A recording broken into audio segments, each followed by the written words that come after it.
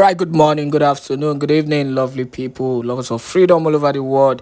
You are welcome to Talk Waves TV, your one and only YouTube platform that gives you updated news and updated information on every activities happening in Biafran land. Please enjoy this news and do not forget to share this news to as many groups, to as many platforms as possible.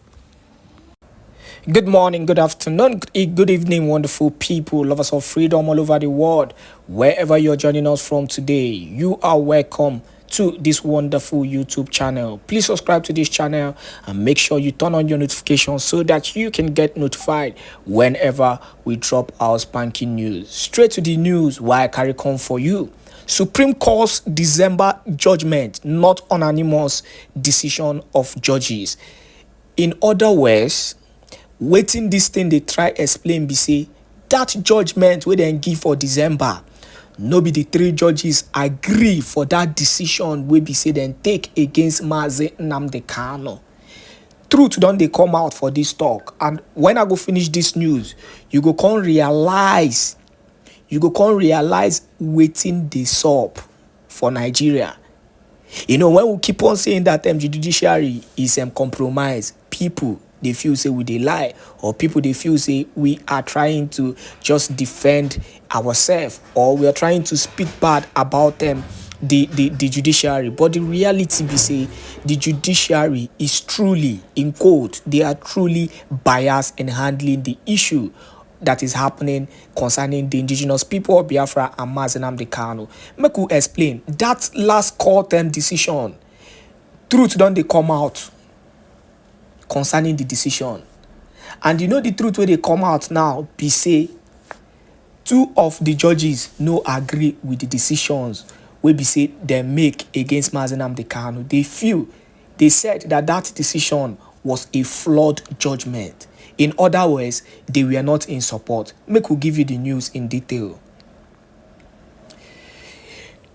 Now, so the matter be, the news reads: the indigenous people of Biafra IPOB on Thursday said the December 15th judgment of the Supreme Court regarding its leader Nnamdi Kanu was not a unanimous decision of the judges.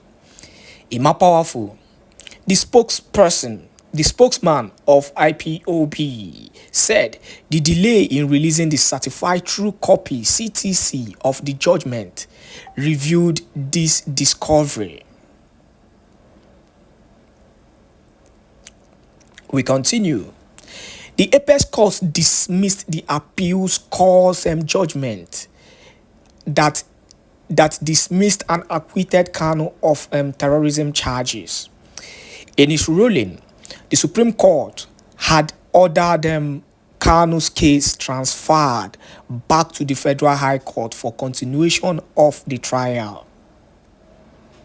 However, a statement by Ima Powerful reads partly: the global movement on family of the indigenous people of Biafra IPOB, ably led by the great and indefatigable leader Nnamdi Kanu, would like to take the unusual step of publicly commending the three brave judges of the Supreme Court of Nigeria that sat on the panel that considered the case of our leader Mazi Nnamdi Kanu for their refusal to sign the written judgment.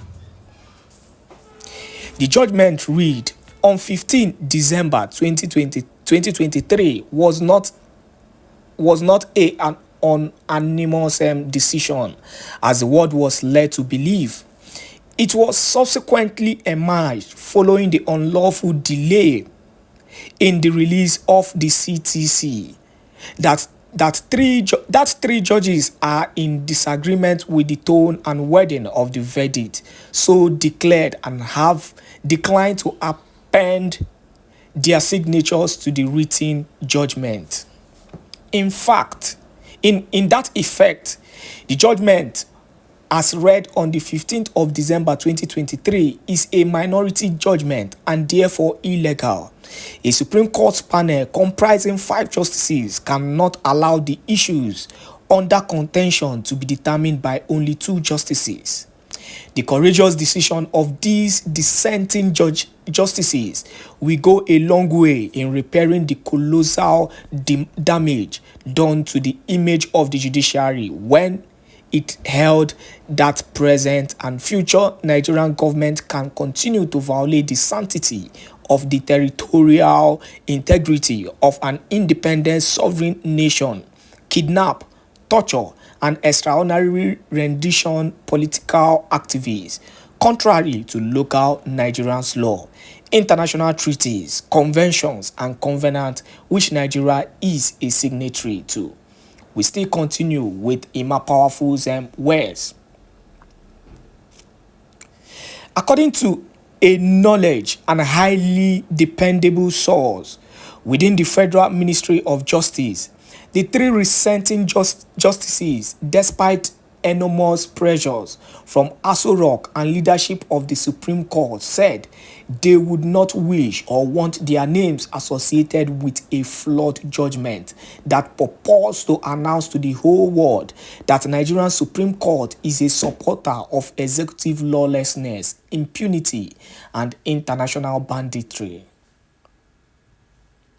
They are concerned for the sanctity of the rule of law and rules-based international order precludes them from exposing themselves and the Supreme Court of Nigeria to international ridicule and possible sanctions because no court of law anywhere in the world has allowed its government to put on trial a kidnapped victim extraordinarily rendition from a foreign country since 1973, over half a century ago. For a Supreme Court to ask her government not to obey international law and treaties is a dangerous precedent, which does not bode well for the advancement of natural justice and quality adjudication in Nigeria. One of the justices went as far as to say that he does not wish to be tagged a terrorist because there is a law in Nigeria that criminalizes disobedience to validly signed treaties. Section 2, subsection 3F of the Terrorism Prevention and Prohibition Act 2022 is quite clear that disobedience or refusal to obey any international treaty or resolution to which Nigeria is a party is an act of terrorism. This law was written in simple, readable, and understandable English. Any justice or judge that seeks to encourage the Nigerian government to ignore her own laws and treaties as the judgment read on the 15th of December 2023 purports to imply is a terrorist. That is the position of a key provision of the law. This is the simple reason why we have the unlawful delay in the release of the CTC by powers that be at the Supreme Court. Yesterday I gave a news concerning the CTC and why the indigenous people of Biafran leadership were complaining about the CTC and then why it has taken so long for it to be signed. And the reality is that the truth has actually come out. The truth on the reason why it is being held and the reason why it has not been signed yet. There's a saying, nothing is hidden under the sun. From the moment that the decision was made on Nnamdi Kanu, I knew something was very wrong. All of a sudden, the Supreme Court couldn't handle the case anymore, and they decided to bring the case back so that the decision will be made. These are the steps in which they've been delaying Nnamdi Kanu's case. There is a lot of pressure from the high seat. The Nigerian government, I don't know, they are not ready to release Onyendoma and Nnamdi Kanu. I'll keep on saying this. They are not ready to release him. They are ready to frustrate that case. And anybody, in fact, some of the judges don't want to even handle, the case because the pressure that they are getting is too much. The pressure high. The pressure high.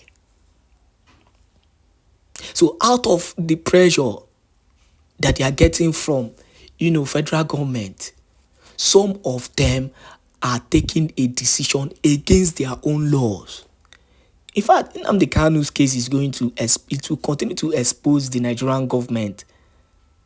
It will continue to expose the Nigerian government and the pattern in which they've been handling the issue of the judiciary. It is a problem. So many lies. So many lawlessness, anarchy everywhere. That is why the country is in total chaos.